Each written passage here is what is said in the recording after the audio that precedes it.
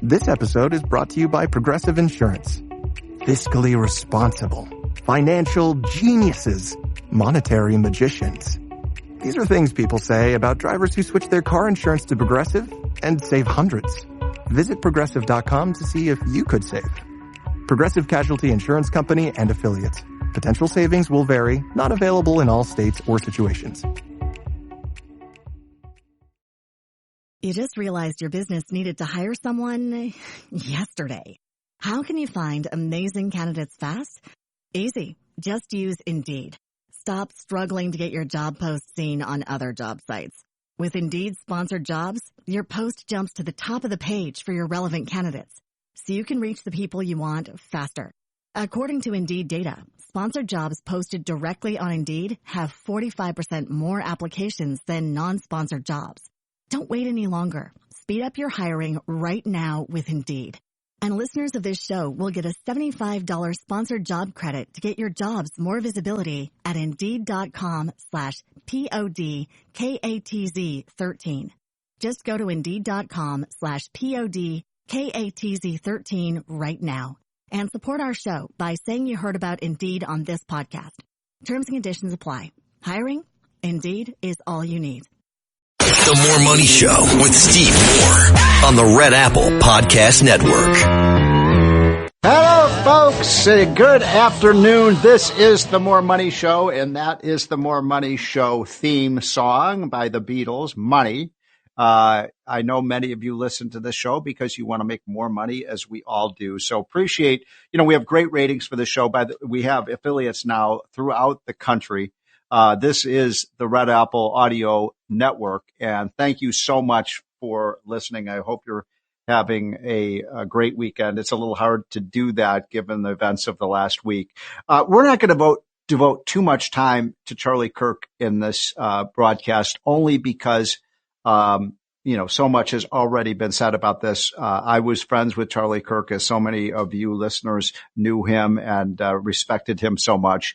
On Wednesday and Thursday, I could hardly work. I was just so heartsick about what happened. And if anything good comes out of this terrible assassination and murder, it is that maybe we can just tone it down a little bit and talk more respectfully to each other and listen to each other. And as the great governor of Utah said in his speech last night, that speech doesn't cause violence, violence causes violence. So I have some pretty profound disagreements with people on the other side of the aisle, but we have to respect people's opinions.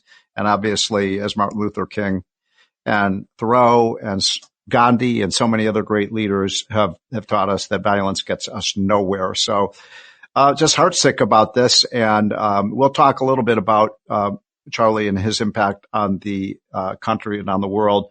But I do want to keep the focus more on economics, because so much has already been said about the great Charlie Kirk, who I knew, by the way, when he was about 18 years old. I knew Charlie for 12, 13 years and saw him grow to the political force that he became. Okay, but let's change the subject and talk about, we have a great show lined up today, by the way. Really some awesome guests are coming on to talk a little bit about Charlie Kirk, but also to give you an update on what's going on in the economy and other things in American politics. One of the things I wanted to lead with, this kind of got overshadowed by the murder of Charlie Kirk, is this report that came out that did not get nearly enough attention about what's happening with our schools and with our children and with the test scores are outrageously bad, heartbreakingly bad. We cannot thrive as a nation. We cannot be the world's economic superpower when we're getting test scores like this. The test scores are lower today than they've been any time in 15 years. The statistics are just unbelievably horrible. What is happening in our public schools is indefensible. And the numbers are so bad that I don't even know how we can, how can people become prosperous? How can they have prosperity when they can't even spell prosperity, when they can't read? We have only about 1 in 5 kids in high school who can do math. How can we tolerate this? I urged Donald Trump and I urge him again today on this show, I hope the president is listening, you must, Mr. President, declare an education emergency in this country. We cannot rank 15th or 20th in the world in education outcomes. We cannot see these scores continue to go down and down and down and down and down and down. We just can't. Now, I think there are three solutions to this. One, obviously, is that we just have to immediately say every child in America should be able to just send their kids where they want to go to school. The idea that we send Hispanic and minority kids and blacks and low-income kids to lousy, horrible schools is an intolerable situation. So just give the parents $15,000 or $20,000 and let them go to a Catholic school or a military school or a school that specializes in math or whatever it might be. Competition is so needed in our school system. That's number one. Number two, fire bad teachers. This idea that teachers should have tenure, even if they are a disgrace in front of a classroom. No, that has to stop. And some people are just not meant to teach. And we know who those people are. The kids know who the bad teachers are. The parents know who the bad teachers are. The administrators know who the bad teachers are. So get rid of the bad teachers. Just get rid of them. Say, thanks so much. I know you meant well, but you're not meant to be in front of a classroom. So go get another job. And then finally, we have to shut down schools that are not performing. We have to have high, rigorous standards for education. And if schools in inner cities or suburbs or rural areas, if they can't meet those standards, close them down. When's the last time we shut down a school? Just said, you know what? You're not performing. You're out of here. Because sending kids day after day, week after week, month after month, year after year to schools that are just god awful, that's not going to cut it. I've gone into some of the schools in Washington, D.C. I've seen it firsthand. It's a jungle environment. It brings tears to your eyes to think that what about the kids who want to learn? They can't because there is so much turmoil and violence even in these schools. So shut down bad schools, fire bad teachers, get every single child in America a choice about where they go to school. That's a start. That's a start. We're spending trillions of dollars on our education system, folks. It's not like we're not spending enough money. We're spending more money than ever before and getting worse results. That is a really dreadful situation. The next thing I wanted to bring up, and we'll talk more in depth about these issues throughout the show, healthcare. Gee, wasn't it 12, 15 years ago that we passed something called the Affordable Care Act? Remember that? The Affordable Care Act. This is going to make healthcare affordable. You'll be able to pay your healthcare bills and everybody's going to get better care and everybody's going to get top quality care. That hasn't happened. Ever since we passed Obamacare, aka the Affordable Care Act, guess what's happened? The cost of healthcare has gone up and up and up and up and up. And the reason that I mentioned that today is another story that was, crowded out by the terrible death of Charlie Kirk was the fact that healthcare premiums are going to be up another 10% this year, another 10%. On top of it, healthcare costs are up 50% since we passed the damn Affordable Care Act. How is that making this affordable? We have to get the government out of healthcare. Give everybody a voucher, let them choose their own hospital, let them choose their own physician, let them choose their own care. What's happening is 80% of Americans now, 75 to 80% are just on a government healthcare system. We have socialized our medicine system. How do you like it, folks? I don't like it. Costs are out of control. We have declining life expectancy in America. We're not getting better health results. Just like in education, by the way. We spend more and more and more money and we get worse results. The schools are doing that. The hospitals are doing that. Many of the health services are giving us worse results than ever before. We need a revolution, folks, a peaceful revolution against what's going on in our schools and our hospitals, because it is bankrupting our country. And by the way, the left's response to this is to simply put more and more and more people on Medicare, Medicaid, Obamacare, all these programs. It isn't working. And this is what happens, by the way, every time we have the government run an industry. I've said this about 1,000 times on this show. If you're new to it, I'll say it again. The two industries over the last 30 years that have had the most inflation. Are you ready? Healthcare and education, the two industries that are run by government that are supposed to make it more affordable. They're not doing a very good job of that, are they, folks? Okay, we will be right back, folks. Two great guests coming up. This is the More Money Show, and hope you're having a good weekend. The More Money Show with Steve Moore on the Red Apple Podcast Network. The More Money Show with Steve Moore. Entertaining and informative. On the Red Apple Podcast Network. Now, here's your host, Steve Moore. We're back, folks. This is the More Money Show. Thank you so much for tuning in. We have listeners all the way as far west as Los Angeles and Kansas City and Seattle, and we have people up in Maine. We have people down in Georgia. Thank you so much for tuning in to the More Money Show. If you're new to the show, we talk about economics. We talk about politics. We're on every weekend. So appreciate you spending an hour or two with us every weekend. I want to get to two of my two really dear friends and people whose opinions I respect so much on economic and political issues. Trish Regan, you all know Trish, who has been with every business network in America. She was with CNBC. She was Fox Business News. She was with, all of them. Bloomberg. Bloomberg, of course. I think that's where I first met you.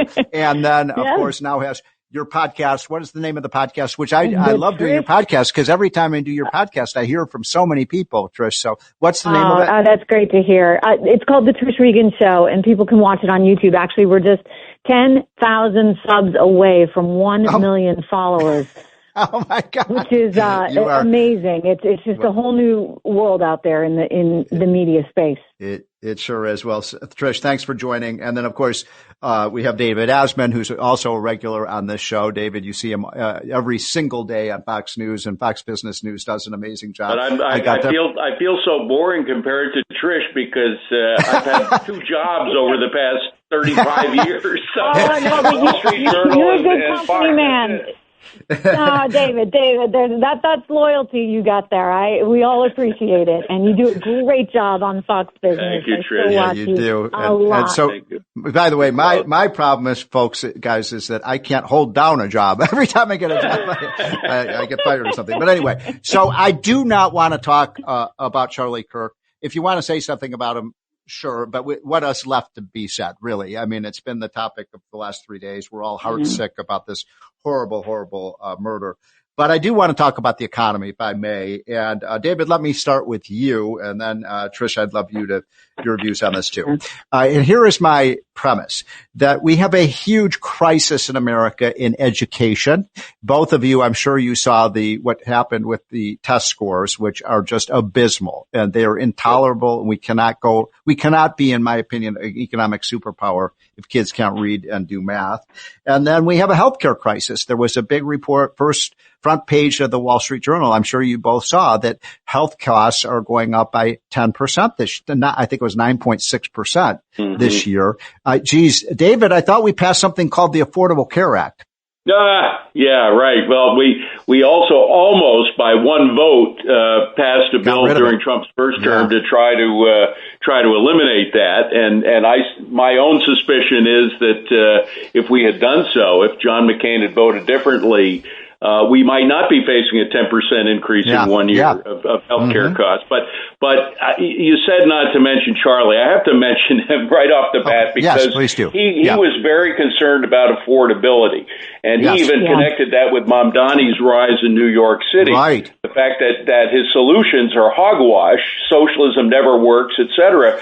But his diagnosis of the problem was real. I mean, there is a problem of affordability, and it's and you mentioned, in my eyes, I mean, healthcare has to be the most important because that's life and death. Education, I would say, comes second. A very close third is housing, because the housing problem is enormous right now. I mean, and the one thing that I would say that connects the three is a statistic that I think should be frightening to most people, which is that kids born to unwed mothers is now 40%. Yes. There is a crisis in the family in the United States, and one of the reasons for that, I think it's obviously a lot of social issues are affecting that, but one of the issues affecting it is the unaffordability of housing. When the parents get together to buy a house, it is a huge commitment to each other and to their growing family.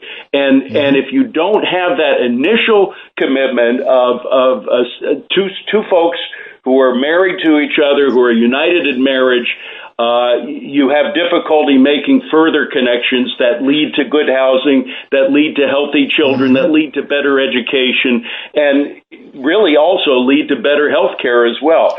So we've got to find a way, I think, of dealing with the social issue of the family breaking apart in the United States, which has been happening for decades. You can't label it on one party or the other, but you got to deal with that, and I think you also have to deal with the housing crisis, which of course gets us to interest rates.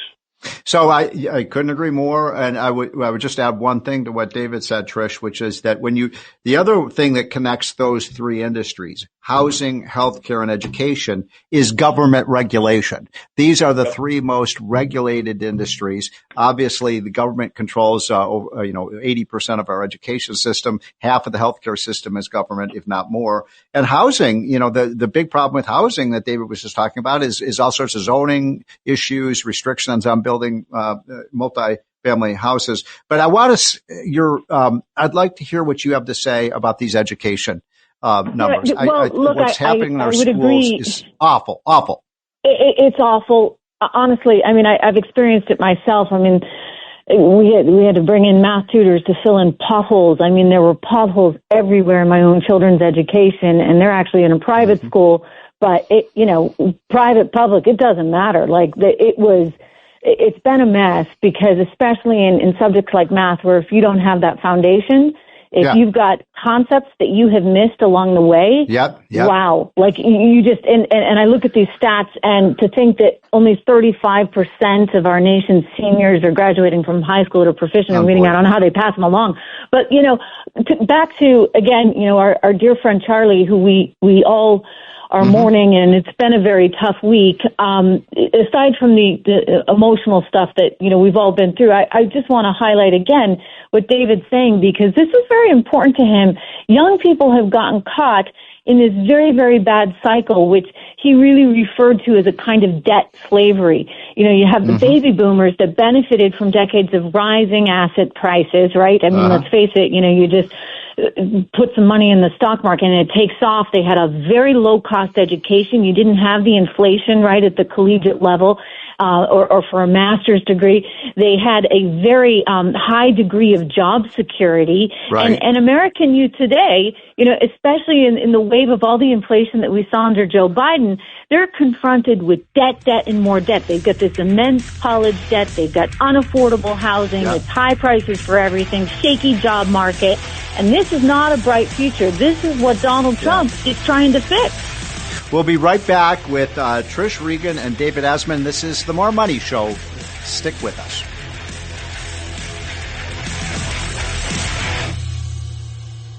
The More Money Show with Steve Moore on the Red Apple Podcast Network.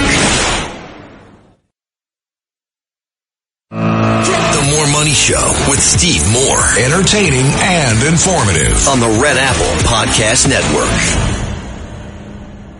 We're back, folks. This is the More Money Show, and this is the Red Apple Audio Network. And my two guests are just great friends, long-term friends who you all know from TV, from radio.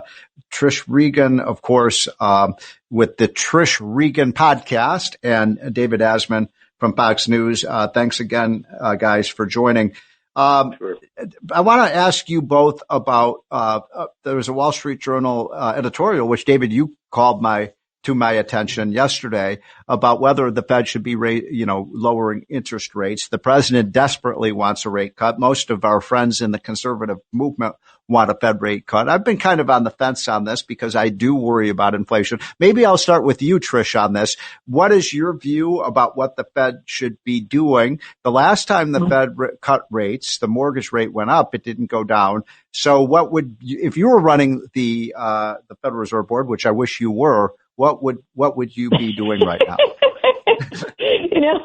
You couldn't be worse than the guy who got there now. I mean, hey, Pete's at the fence right now. I'm teasing. He's doing a great job over there. I don't envy anybody at the Fed right now because I think they really have a super challenging time ahead. But what I would say, and this is interesting, and I've done a lot of research because the conventional thinking, right, is if you were to go out there and lower rates, then boom, presto, that's automatic, an increase in price, increase in inflation.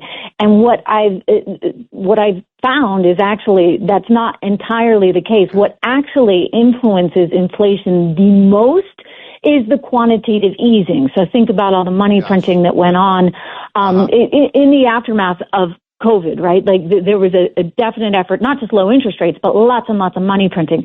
The low interest rates have less of an effect. So one of the challenges we talked about housing in the last segment, one of the challenges that we're now seeing in housing is it's just too expensive, right? And not only is it too expensive, a lot of people can't even move because they're now sort of stuck in their home because if they flip it, if they change, it's going to cost them so much more vis-a-vis these interest rates. So if you really want to help the middle class, one of the ways you can do that right now, and again, it's a very difficult tightrope you are walking, but if you look at lowering the rates without doing a massive amount of quantitative easing, that might help free up some capital for the middle of the country. Let's face it, the wealthy have done great, right?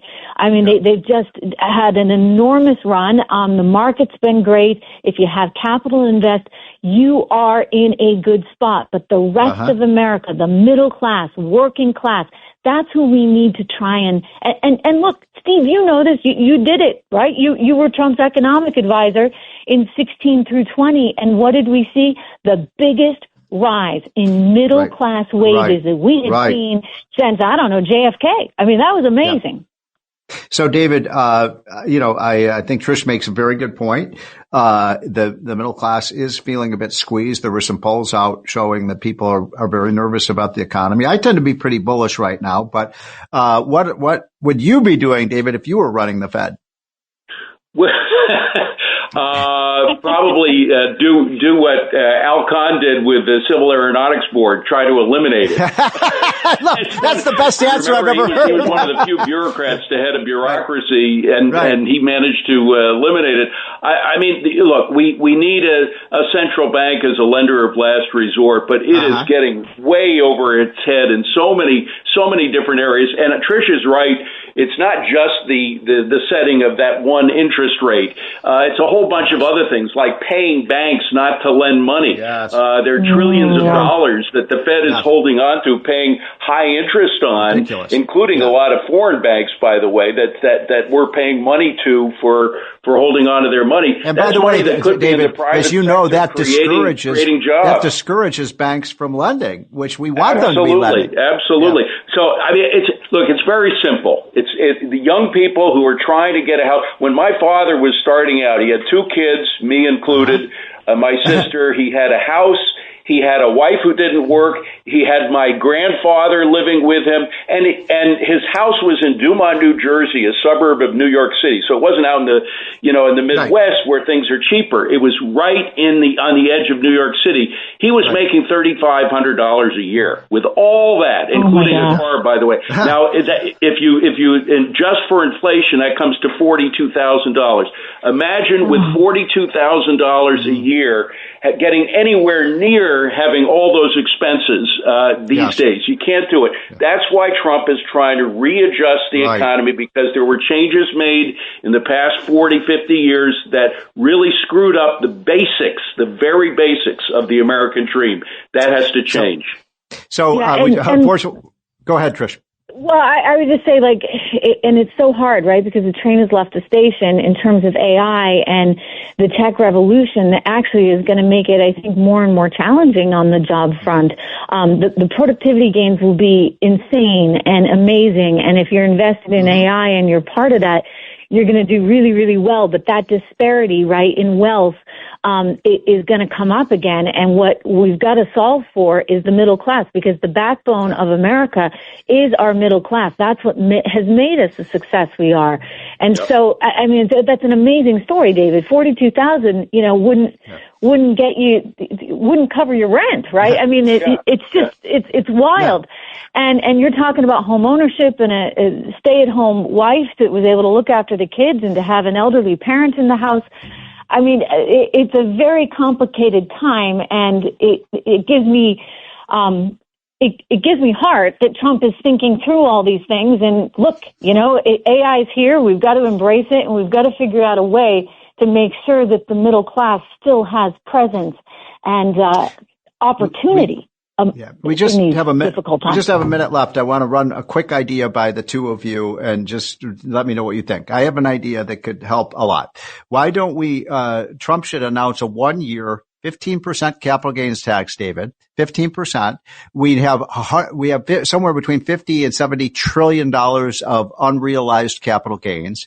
That would incentivize people during this window of opportunity. Older people could sell their house, not pay this massive capital gains tax on it, would free up resources. It would really do a better allocation of capital.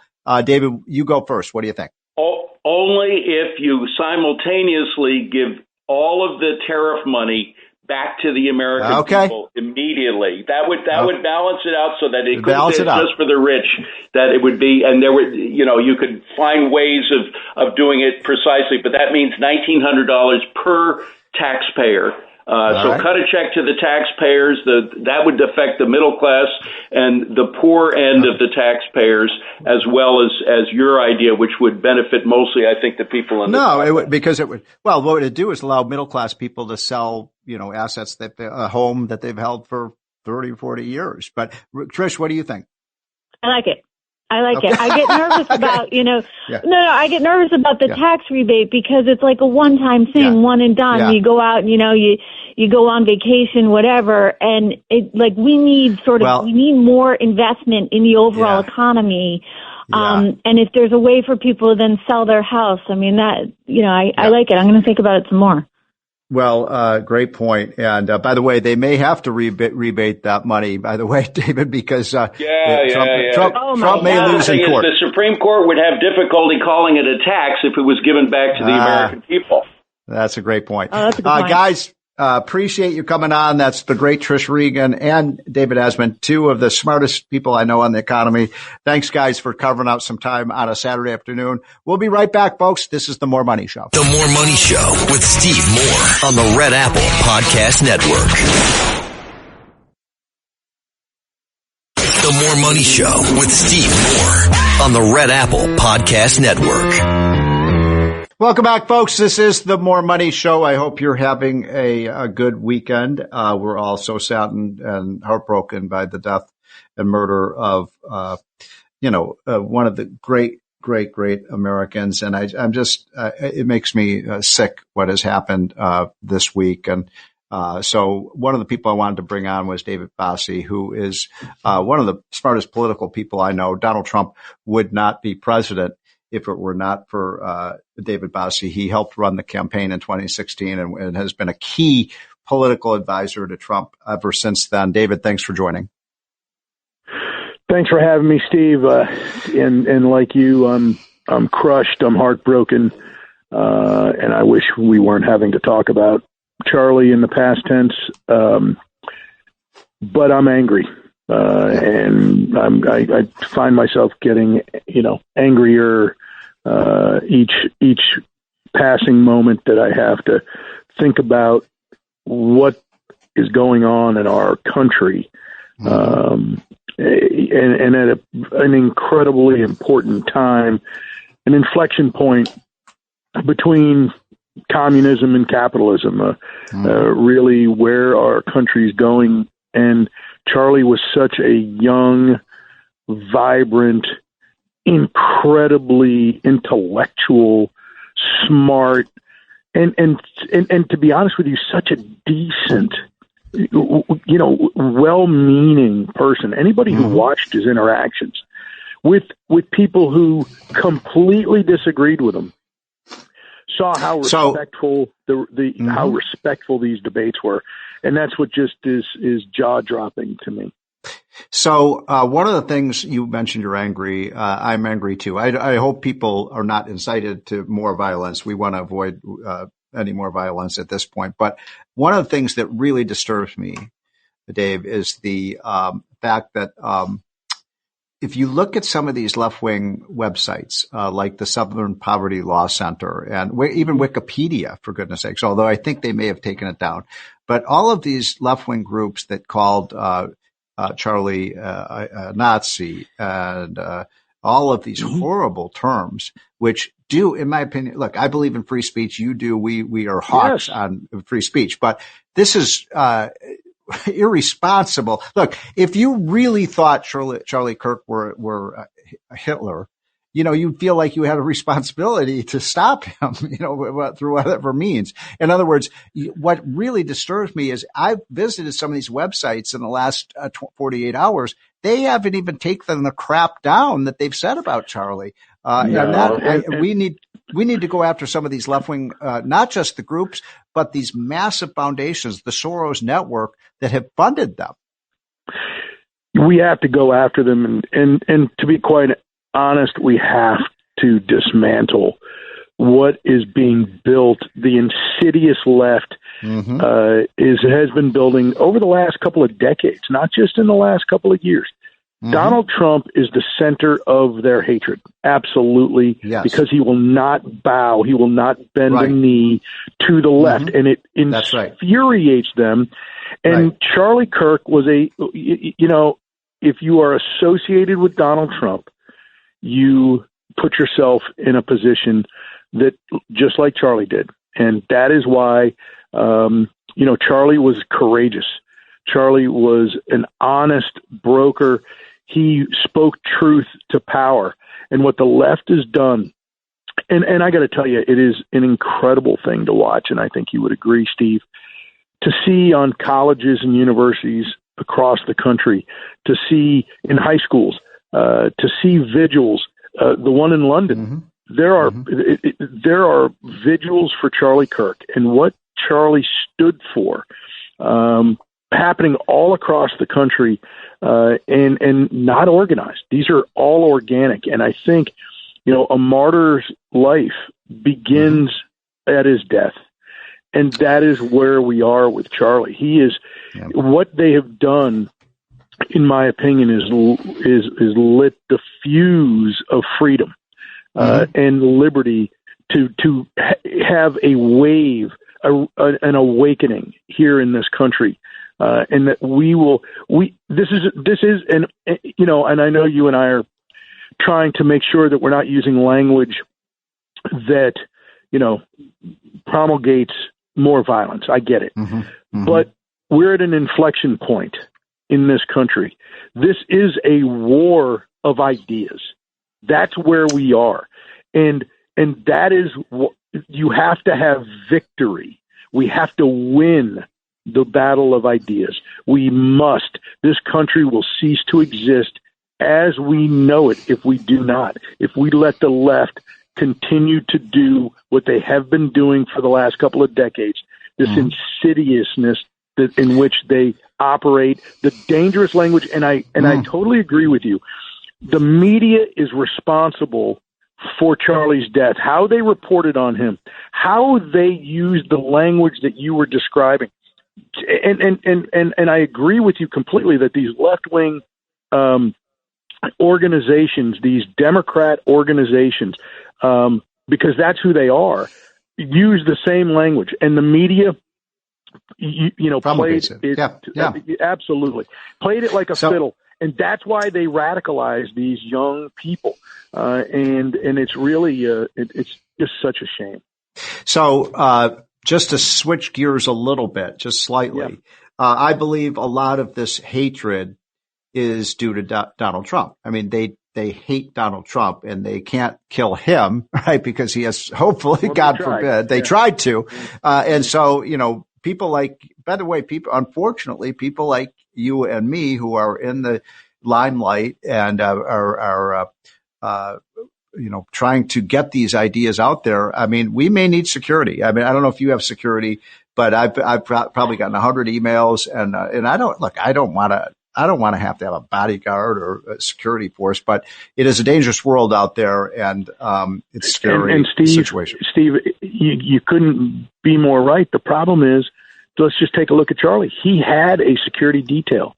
Yeah. The problem is you cannot stop somebody who is willing to go to that length to do the damage that he did. And so it doesn't, I mean, Charlie Kirk would have had to have presidential level security. Right. And even then, you look at what happened at Butler.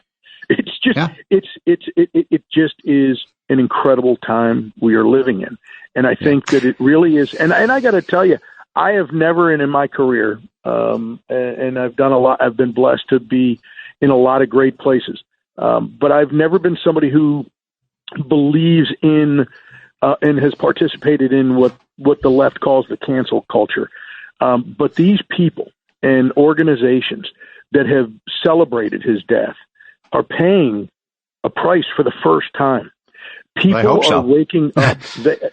People are being fired from their jobs. They're being, humiliated online for their attitudes, their cavalier attitudes. And it's not even cavalier. It's dangerous. These people are celebrating free speech. Charlie Kirk was the embodiment of the First Amendment. The guy, the First Amendment was a bunch of guys before technology who believed in standing in the public square on a soapbox. That's what it was. And what was Charlie Kirk doing? The equivalency of that. He took a chair and he stood in the public square and he had a microphone, but that was the only difference between him and the founding fathers. And you look at the way he spoke so eloquently and so deeply and so passionately on these issues. And to be honest with you, how respectful he was of the people that came up and tried to prove him wrong. And that's the epitome of the First Amendment. I'm talking to David Bossie, who, of course, has been a warrior in the war of ideas and has been so incredible. As I said earlier, I don't think Donald Trump would be president today without David Bossie. The thing I think about a lot is Martin Luther King, because what in previous generations, those civil rights leaders and so on, they preached nonviolence, David. I don't think the left does that anymore. No. And I mean, it's the exact opposite, to be honest with you. This moral equivalency of, in essence, of violence is really a dangerous step for America.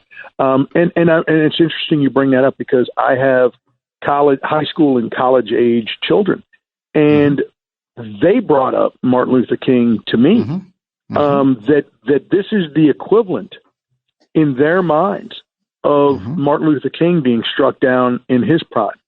So I do think that generationally, this is going to be a huge impact on this country and is going to be talked about for generations. Well, just as hopefully, if any good can come out of this horrible event this week, just as Martin Luther King's death led to the Civil Rights Act, hopefully that this will lead to a rebirth of freedom of speech in this country and a tolerance for people with different opinions. David Bossie, you are a hero of mine and so many of our listeners. Thanks for joining. This is the More Money Show, and we will be right back. The More Money Show with Steve Moore on the Red Apple Podcast Network.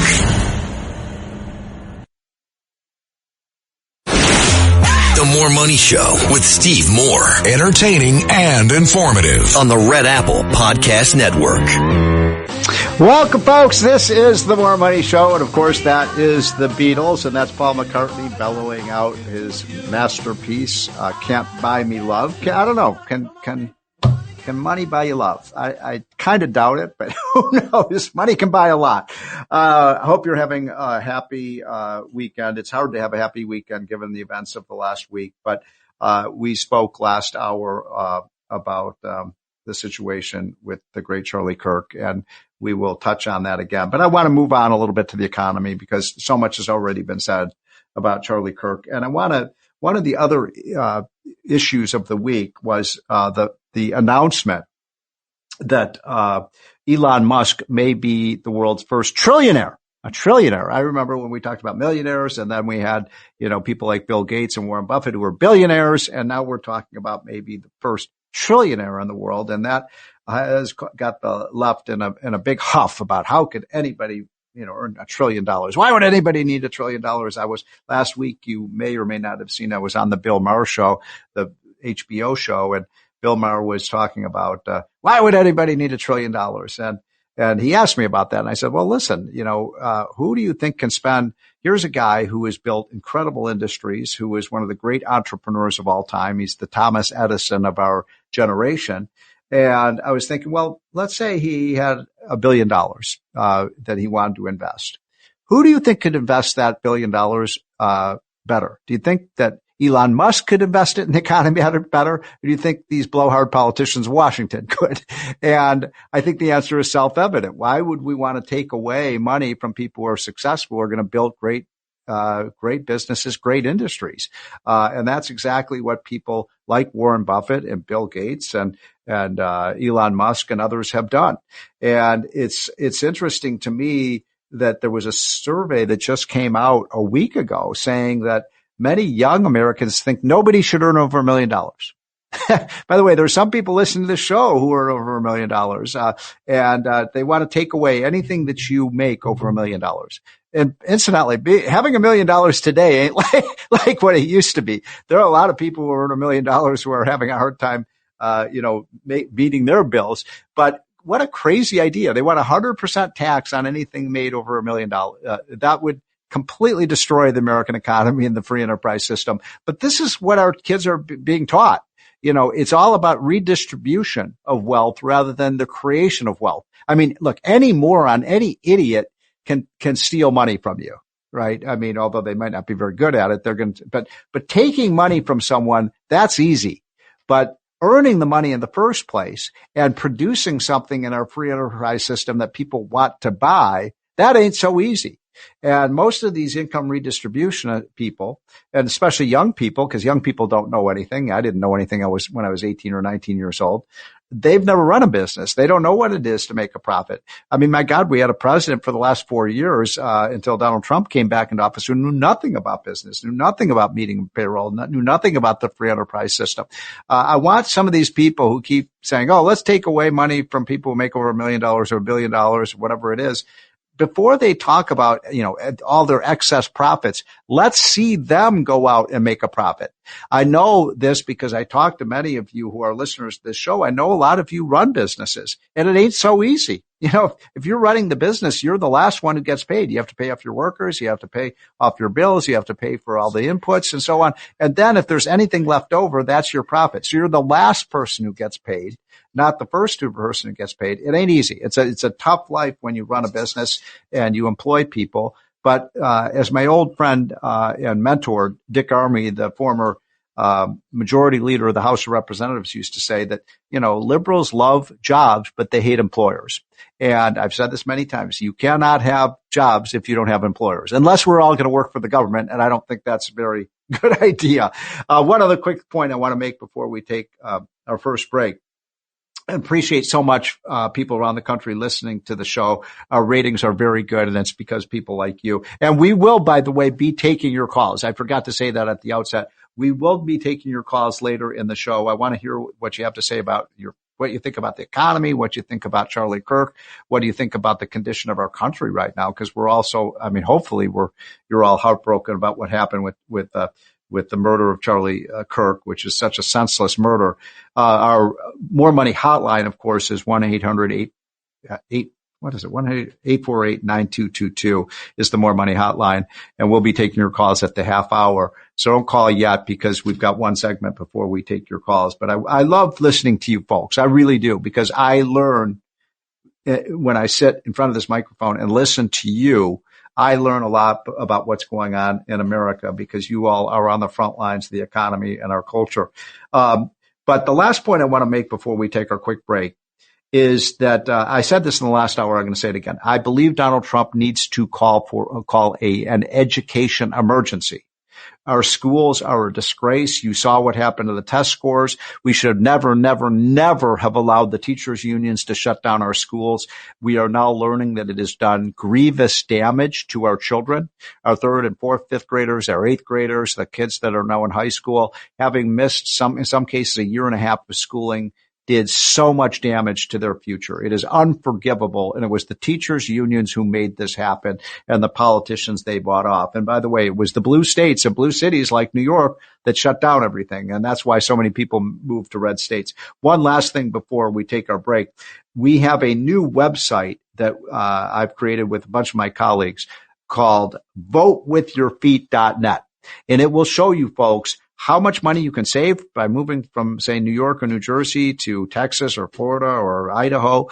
It'll show you how many people are moving, how much money is leaving. And what's happening is New York and New Jersey and Connecticut, Rhode Island, states like that are run by progressives are losing their people. They're losing $100 billion a year in income.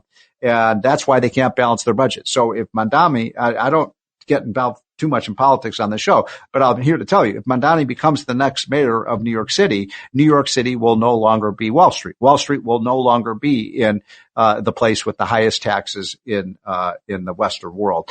So be careful when you make your vote. I mean, all the free things, who's going to pay for all the free things, folks? Because the millionaires and billionaires will move out. I guarantee it, because they've been doing that for the last 10 years. This is the More Money Show. We'll be right back. Don't change this station, because I'm going to be taking your calls soon, and we've got a great show lined up. The More Money Show with Steve Moore on the Red Apple Podcast Network. The More Money Show with Steve Moore. Entertaining and informative on the Red Apple Podcast Network. Hey, folks, welcome back. That, of course, was President Trump, who he actually was the one who came up with the title of the book, The Trump Economic Miracle. And so far, what's happened with the economy this year has been a miracle. He's doing amazing things. So I've got a guest coming on now, Jay Jackson, who is back by popular demand. He's been on the show several times in the last month or so. And he is fascinating, one of my favorite guests, because what he talks about is something that's near and dear to the hearts of so many of us who are listening to the show, because I know the profile of our listeners. And although we have a lot of young listeners, we also have a lot of listeners in their 60s, 70s, 80s. We had one woman call in who was in her 90s. And Jay, first of all, he is the CEO and chairman of Abacus Life and Abacus Global Management. And I find him to be fascinating on this issue of longevity. So Jay, first of all, thanks again for joining. Yeah, great. Thank you for having me back, and always love speaking to your audience. So, one of the things that people are fascinated by is, well, first of all, we want to hear about the company, but I want to start by what you and I had lunch a couple of weeks ago, and you were telling me all of these interesting factoids I had never heard before about how to lengthen your life. You know, I just turned 65. I don't want to live forever, but I do want to make it in my 80s. And so, you had so many interesting statistics and thoughts about how people can not just live longer lives, but healthier lives. Sure. And thank you for that. And I really enjoyed our lunch. Look forward to another one. And this time we won't talk so much about longevity and mortality and all those things. We'll talk about some more lighthearted stuff. But, what's really interesting is that, one of the things that Abacus does really well is that we help people better understand how to utilize their finances into their retirement, right? If the number one fear is running out of money in retirement, what are some of the options that they could be utilizing? Through that, we're able to access a significant amount of data on the individuals that we worked with. And we've worked with tens of thousands of people over the years. And ultimately, one of the things that we started asking was, okay, one of the big impacts to someone's financials, particularly in retirement, is generally the last 4 years of their life, right? And what we tend to come back to is, and the question I tend to ask people now most often is, what is it that functionally you want to do in your 80s? Meaning, set some goals and aspirations for yourself that say, hey, my goal is X. I want to wrestle with my grandkids, or I want to go hike, or I want to snow ski. I want to do these things. Yeah, I don't want to be in a wheelchair. I don't want to, be infirm. I don't want to be a burden to my kids and so on. And those are things I, worry about. And I'm just only 65. So. Yeah. And you want independence and dignity. And many times we think about that first financially. You and I talk about that all the time, but what do you need to do physically to get there, right? If you're going to set a goal and you're going to say, hey, I want to be able to, wrestle with my grandkids on the floor when I'm in, my mid 80s. I want to be totally functional. If that's true, you got to know how to get up and down, right? You better start doing some deadlifts to pick up that 3 or 4 or 5 or 6, 7-year-old, right? What tends to get overlooked most often is, one, are we doing proper exercise? Not just going out and walking. If you're going out and walking, grab a 5-pound dumbbell, right? That's now a functional way that you're increasing one of the most important things you can do, which is things like your grip strength. People don't realize this. You're in your 70s and you have a fall. Yeah, it's huge. If you have a fall, your lifespan can go down as low as 2 years post-fall. This is a fact. So that's a major. Sorry to interrupt, Jay, but falling is a major, cause of early death. It's one of the number one causes of early death is a slip and fall. Yes. And by the way, I know what you're saying is true because my grandmother, who had been good health, this was 20 years ago, but she fell coming out of church. She had been very healthy, and she died within 6 months from that fall. It's because when you fall and you're not mobile, you lose that everything that you're doing, blood flow, neurological. It has this cataclysmic effect. How do you prevent a fall? There's a couple ways. One, grip strength. The ability to grab onto something is super, super important. So there's simple things like it's interesting as we age, we tend to think about exercise differently. I think you should be grabbing barbells and you should be out there doing and building muscle as best you can. You're losing 2 to 3% of your muscle mass every single year. You can help alleviate some of that by working out. If you want to pick up your grandchild when you're 80, your grandchild weighs 30 pounds. If you're losing 2 to 3% per year and you're 65, you should be doing 75-pound deadlifts right now. A lot of them. So, Jay, let me just interrupt you there. So we have a little exercise room in our basement, and I've got some of the weights, and I've got the Stairmaster thing and the elliptical that just goes back and forth. And I tend to do that, but you're saying I should be lifting weight because I'm 65 and, I've noticed like I don't have the core upper, body strength that I used to. So should people my age be doing the weights and all of that? Yes, you should. Absolutely. You should. That shouldn't stop, right? Okay. Like, when you think about it, and it's not crazy weights, right? You're not 25 anymore. You're not getting under a barbell machine. Well, see, that's the thing. I'm sorry. So hold on. No, this is really important what you're telling us. And I think I'm pretty typical of a lot of our listeners. So one of the reasons I don't like doing the weights, and this is kind of embarrassing to say, I can't lift the weights that I used to be able to, so I feel like a wimp. But you're saying even if the lighter weights, you should be doing that. Yes. Absolutely. Like, think about all those things. Here's another easy one. You go up to a pull-up bar. I'm not asking you to do a pull-up. Why don't you just try hanging there for 10 seconds and then go to 30 seconds. And then if you can get to a minute, right? Think about what that does for your forearms, your grip strength, blood flow.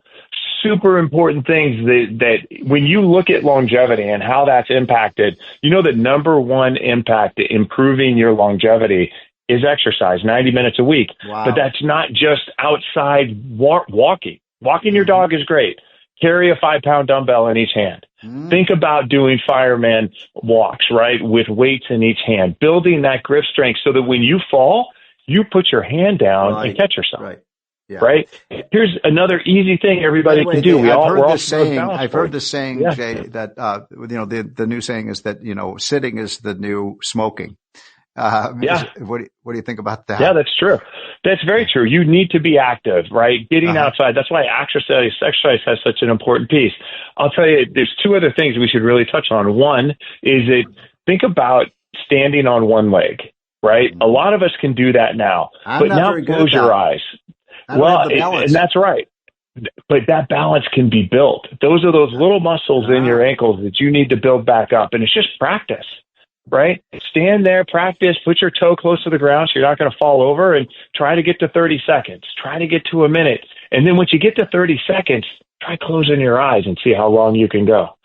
The ability for spatial awareness when your eyes are closed has a huge impact on When you fall, are you able to react appropriately?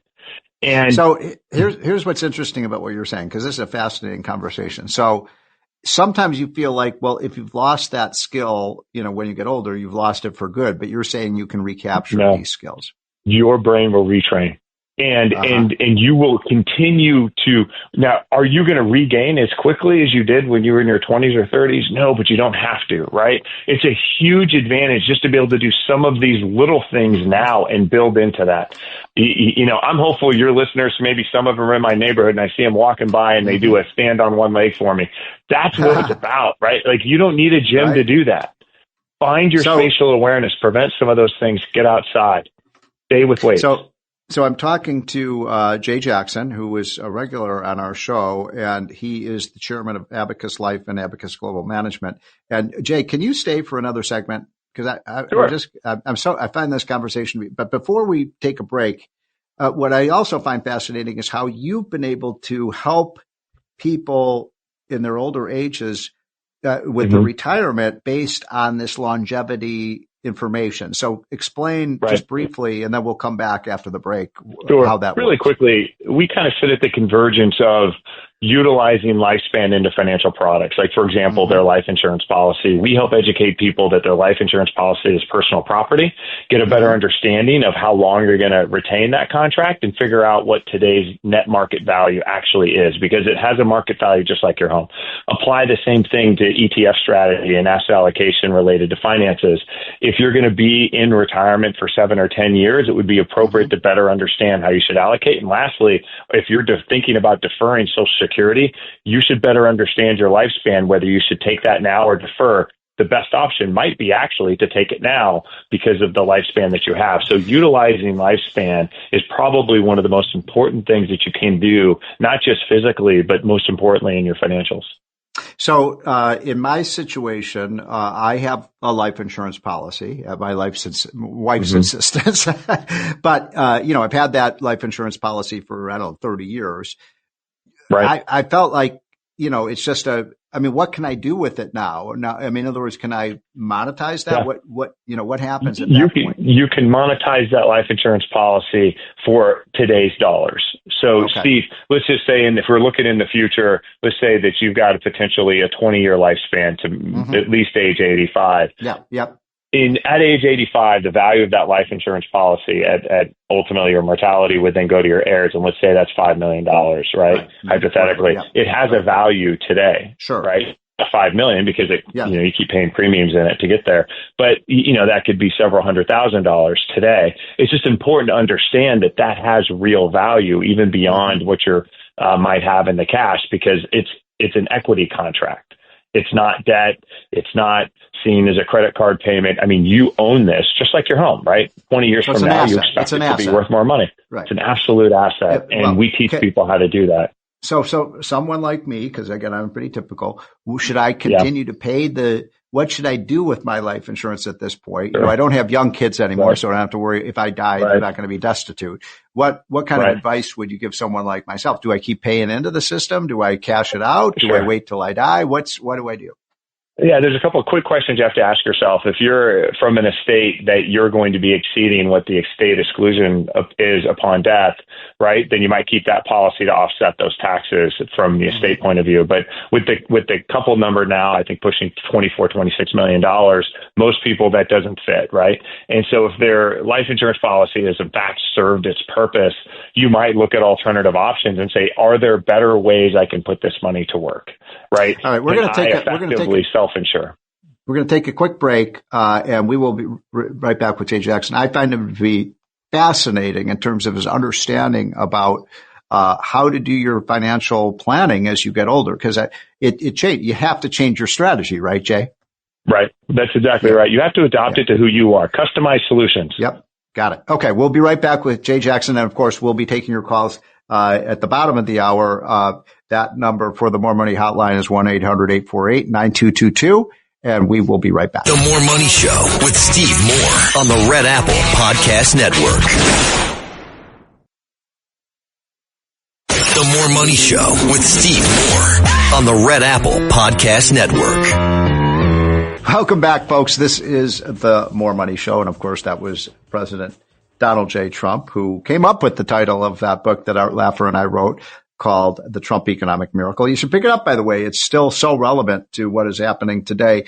In the meantime, I've been talking to Jay Jackson, and I pleaded with him to stay for one more segment because I find this, I don't know about you, but I just find this to be a fascinating conversation about how you can arrange your finances as we all get older. I just turned 65. I'd be eligible. I'm going to be in a few months. I'll be eligible for Social Security, believe it or not. I feel kind of young, Jay, but unbelievable that I'm 65. So, Jay, by the way, is the CEO of Abacus Life and Abacus Global Management. It's a kind of unique company.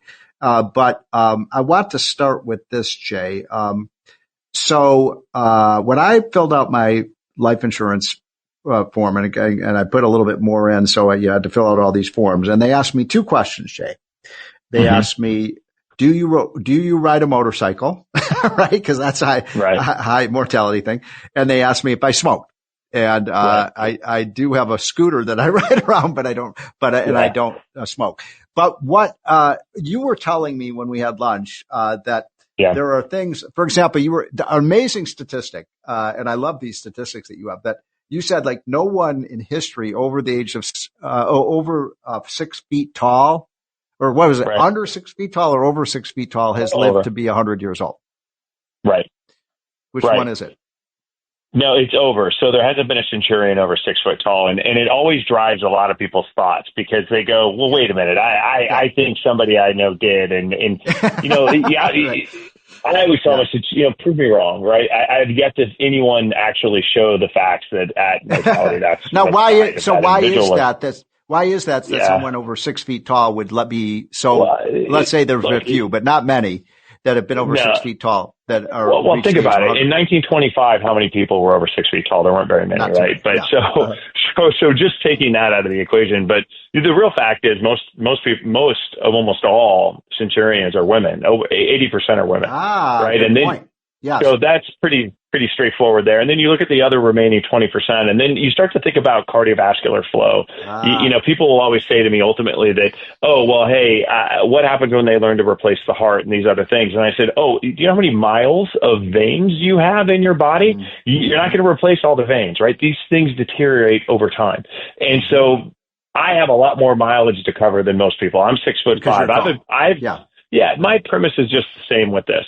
Enjoy every life. Live every day of your life. Live your life with purpose. If you speak to people who are in their 80s, it's the first thing they will tell you, right? When I share with them their lifespan, Steve, it's not, they don't come back to me and like, oh man, this is bad news or I'm uncomfortable. You know the number one thing they say to me? There's no way I'm living that long. No way. You have misjudged this. And I always come back and I say, well, no, I haven't. You're just in pain. Right? You don't feel very good. And I get that. So what can we do about that? What does it mean to get up and move around and have these things happen? The people who live into their 90s and maybe 100, predominantly women, they still get cancer. They still get heart disease. All these things happen. It's just delayed. Right? So what I'm talking about is when we work with our clients, it's about, hey, look, these are the things that can have an impact because this is what we know has had an impact, right? Let's talk about the last 4 years of your life. If you're 82 and you're projected to live to, let's say, 88, from 85 on is going to be the most expensive medical care you're ever going to have, maybe to the tune of millions of dollars that you're not planning on or thinking about.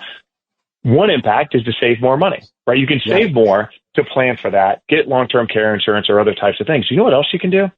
You can make a change in your lifestyle to that the last 3 years aren't the most expensive because you're very healthy and maybe it's the last 18 months. And now you just saved $1 million because you're not in that type of care, right? Like you want to have an impact on things. You want to change where things look financially. Start with your own health.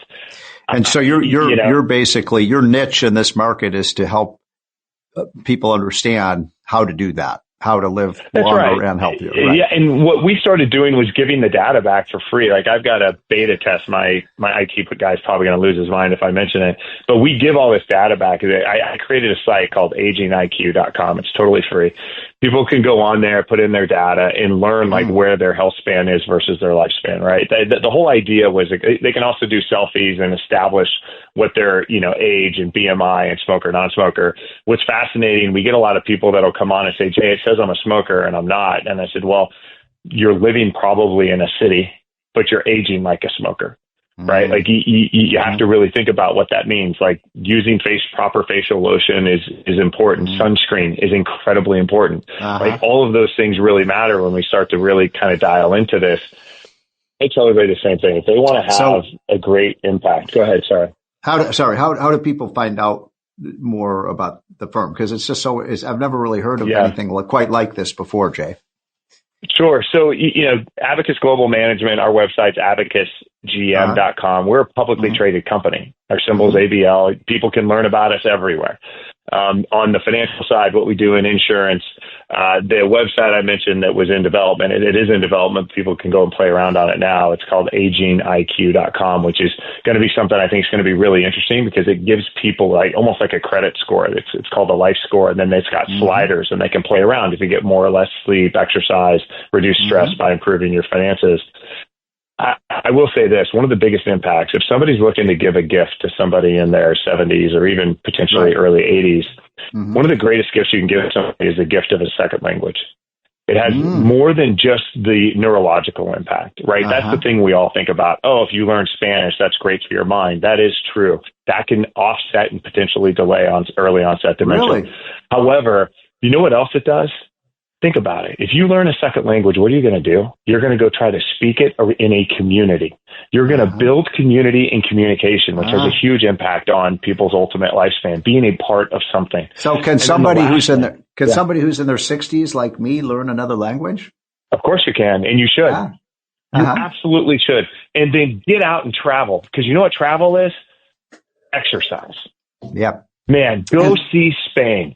And now when you're there, speak Spanish and involve yourself in a community, both locally as well sort of as stretch, but it also sort of stretches your mind, right? You're exercising your mind. Oh gosh, there's nothing better than when somebody in their 70s or 80s dreams in a second language, right? Think about the activity you're having, right? And engagement in the community. If you're lonely and you want to make friends, learn a second language, right? You got a whole community of people that want to talk to you, right? So what other kind of tips do you have? I mean, you have a lot of tips about, ways people, well, let's talk about diet. Everybody tells me I eat too much sugar, and I do. And people say sugar's a poison. You were telling me not to put so much sugar in my iced tea when we had lunch. But what kind of things should we avoid in terms of diet? Yeah, it's interesting that sugar comes up, right? Sugar is a calorie. And I think what's interesting about sugar is that it's a very effective way to gain a bunch of calories, right? Like, for example, how many brownies does it take to get to 1,000 calories, and versus how much broccoli do you eat to get to to get to 1,000 calories, right? Caloric intake is the same. It's just the mass distribution is different. And I think that when people are thinking about how they eat, there's a couple things I always say is that things need to be repeatable, attainable. You shouldn't be punishing yourself later in life. Just make it worth it, right? Steve, what I said to you was don't put terrible sugar in your tea, but the best sugar in your tea, right? Make it worth it. Make it delicious, right? If you're going to get a cookie, make it the best cookie. If it's not a good cookie, don't eat that cookie. It's not worth it. It's not on my worth it scale. Jay, this has been a great discussion. I need to have you on more often because we learn a lot from you. Jay Jackson is the chairman of Abacus Life and Abacus Global Management. He's turned into a good friend. I've learned a lot from him, and I think you all can too. Okay, when we come back, folks, we will be taking your calls on the More Money Show, 1-800-848-9222. I'm told we have one or two lines open. I want to hear from you about what you think of the events of the last week and any questions you have on the economy. That's what we're here for. We're here to help you make more money, and this is the More Money Show on WABC. The More Money Show with Steve Moore on the Red Apple Podcast Network.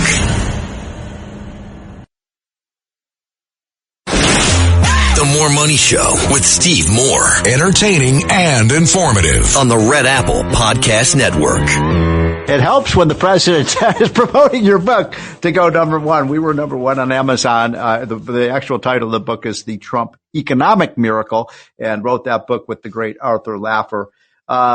So I will be taking your calls in just 1 or 2 minutes. I just wanted to mention a couple of quick things. Number one, if you are not getting our Unleash Prosperity hotline, and I know most of the listeners of this show do get it because I talk about it every week, but it's free. It costs you nothing. It is a gold mine of information about what's happening with the economy, a little bit of politics, a little humor. We're a little snarky. People love it. Members of the Senate are reading it. Congressmen are reading it. CEOs are reading it. I know my friends in the White House read it, get a lot of useful information. It's absolutely free. No advertising. It's just something. I want you all to be the smartest person in the room when you're having discussions on the economy, finance, and politics. So go to unleashprosperity.com, and just click on hotline. It's called the hotline, and give us your email and we'll send it out to you 5 mornings a week for free.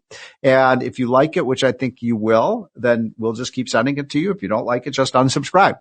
But there's no reason that you should not be getting the hotline, because it is filled with a lot of really great information. My good friend Newt Gingrich says it's one of the first things he reads every morning.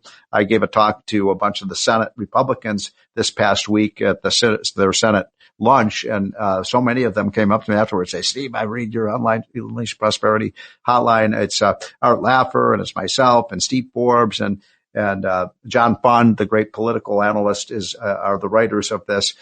So please get it, unleashprosperity.com, and it is called the hotline, and you will learn a lot from it. The other point I want to make is that we have a new study that just came out at Unleash Prosperity, and you can download it from there. It's on what's happened with incomes. And I think I've mentioned this in previous weeks, but now we have the actual confirmation from the Census Bureau data that came out. We called it long before the Census Bureau did, what's happened with median family income.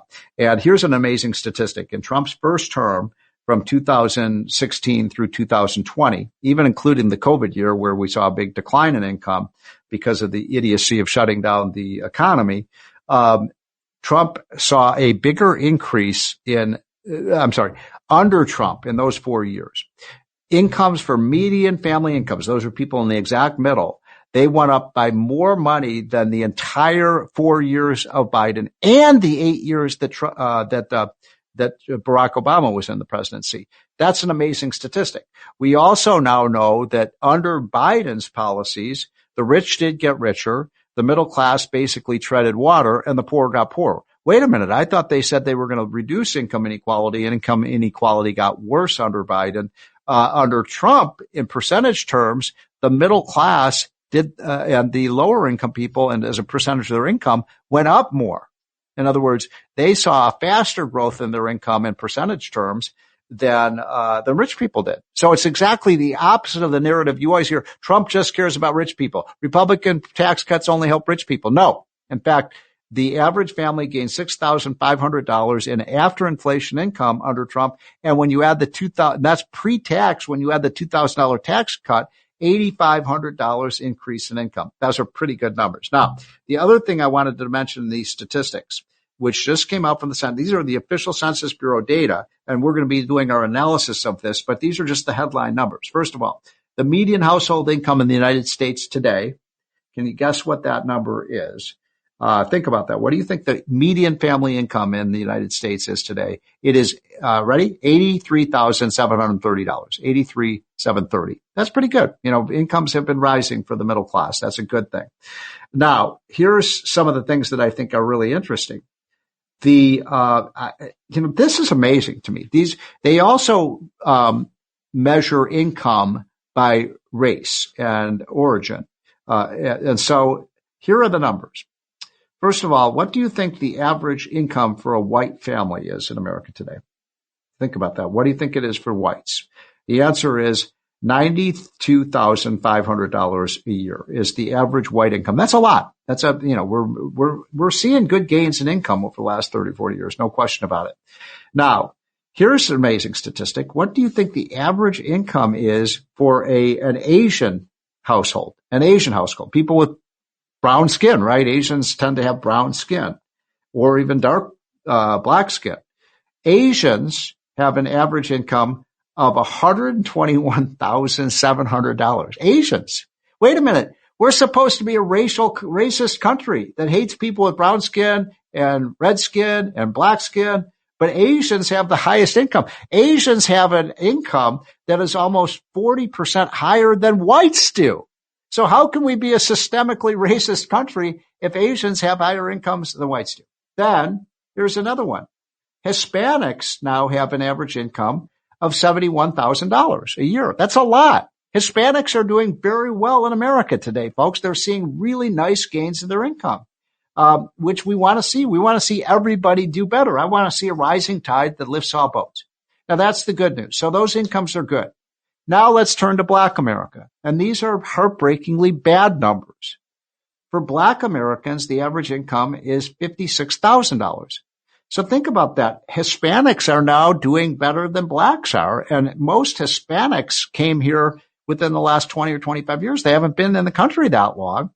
We don't have a whole lot of blacks who immigrate into the United States. Many blacks have been here for generations, and their incomes are substantially lower than Hispanics, way lower than for Asians.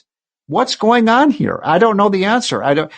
Steve Moore's a racist. All I'm doing is telling you the statistics, folks. I'm not making any racial epithets. I'm just saying there's something wrong in our society when blacks are making half as much money as Asians do. And I don't know what it is. I think one main reason for this, does racism have something to do with it? Sure it does. There's racism in America, unquestionably. But I think the big problem has been the rise in single parent black households, that the black family has been hurt by the welfare state, in my humble opinion. And those numbers are a big problem. Now, here's another thing that's pretty interesting. Immigrants have a high, almost equal income to native-born Americans today, which is pretty incredible because, some immigrants come in with high skills, but a lot of immigrants come in with just a shirt on their back, and immigrants do well in the United States. This is the land of the opportunity. Okay. So I just think those are fascinating statistics. Okay. Mr. Producer, let's get to the calls. I know we've got only about 10 minutes left, and I want to get through as many of these as I can. We have one open line. If you want to join the discussion, the number for the Money Hotline is 1-800-848-9222 or 1-800-848-WABC. And Alex has been patiently waiting from Long Island. Thanks for joining, Alex. Yeah, I heard a statistic that there are 55 million people here on visas. Thank you, State Department.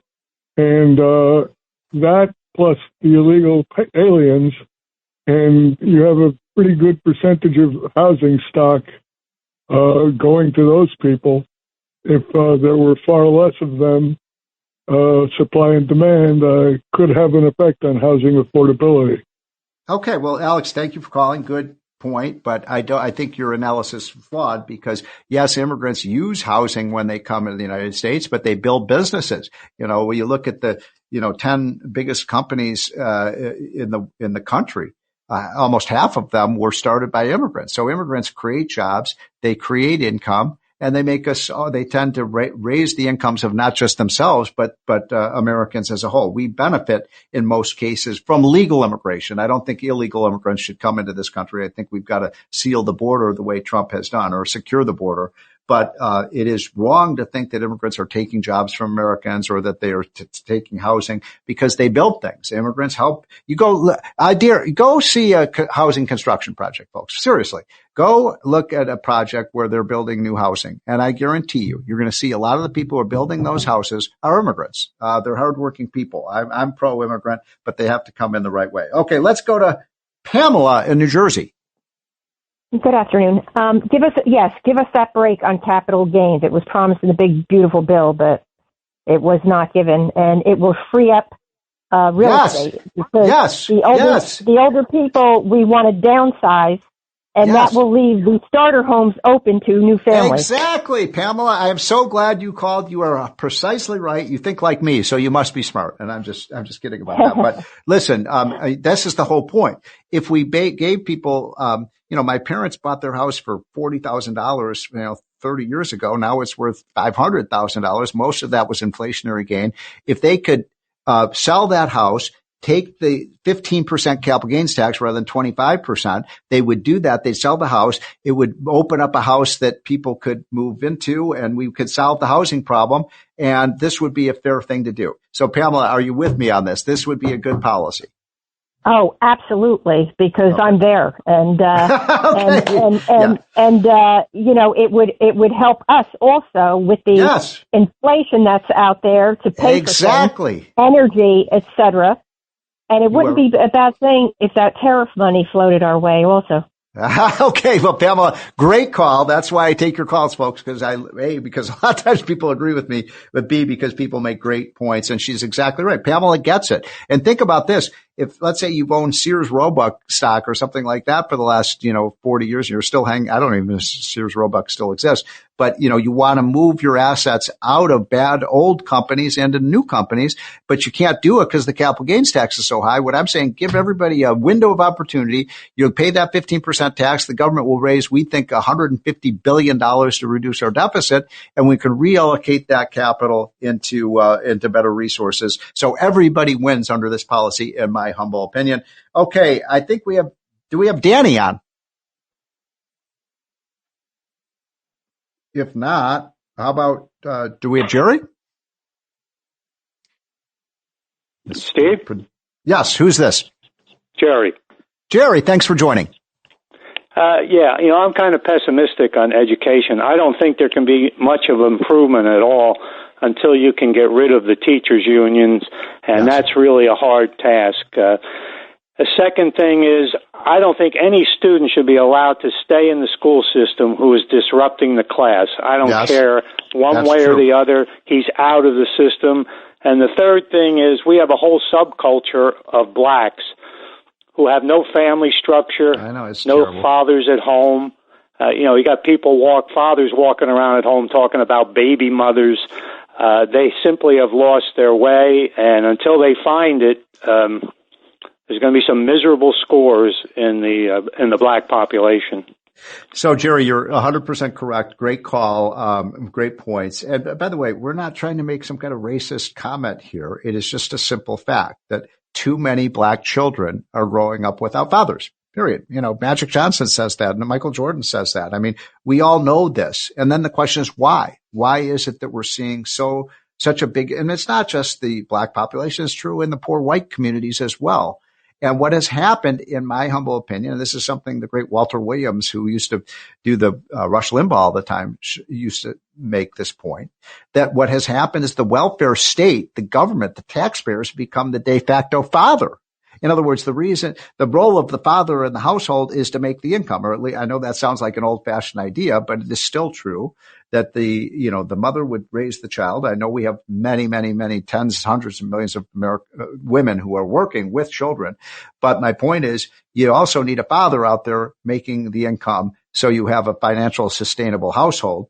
And that hasn't happened as much anymore. And what has happened is the welfare state has taken the place of the father. And that is one of the reasons welfare is so insidious and so dangerous. Mr. Producer, do we have time do we have any additional callers? By the way, that number, we have a couple minutes left. Do you want to call in? 1-800-848-9222. Mr. Producer, do we have any more callers on the line? Yes, we have Ed from New Jersey. Ed from New Jersey, you're our last caller from the day. Thanks for joining. Thanks for taking me, Steve. Quick question, which is regarding Social Security. I'm a CFP, financial advisor in northern New Jersey. Yes. When we do a retirement plan for clients, Social Security, in many cases, is a good part of what their income will be in Social Security. And recently you had, in your daily email, I read something about Social Security. I just kind of glanced over it.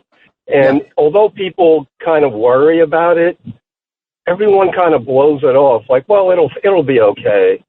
So I just want to know what your feelings are with, with those situations where people are so dependent, looking toward the future on Social Security as part of their retirement plan. Well, it's a great call. Thank you for calling in. A good thing to end the show on. And I'll be very clear on this and maybe make some of the listeners angry, but I'm just going to tell you the truth. Social Security is a horrible deal. And anybody like myself, I just turned 65.